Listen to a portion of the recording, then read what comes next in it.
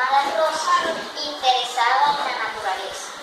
Un día fue a comprar algo en el mercado, pero iba tan distraída por el canto de las voces, los pájaros, y de repente comenzó a perseguir a una hermosa mariposa. La mariposa dijo: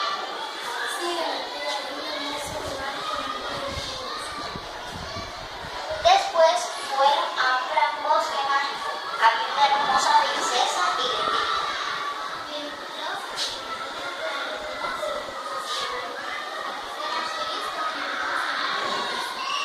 después Rosa dijo.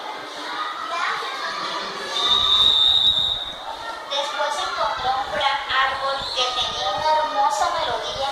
Cuando el viento meneaba sus hojas, el árbol dijo: Hola Rosa, veo que ya conociste el bosque mágico. sí, Rosa. Pero quiero ver el río. Rosa oía una pequeña melodía que venía del río. Ella podía ver a los pececillos nadar. Ella quiso ver qué era esa voz. Se quitó las sandalias y entró al río. El río dijo: escribe las palabras que vengan de lo más profundo de tu ser.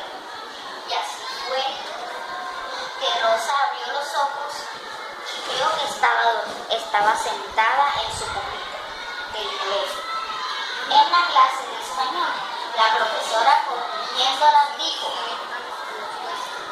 Oh, Rosa, veo que te has quedado dormida.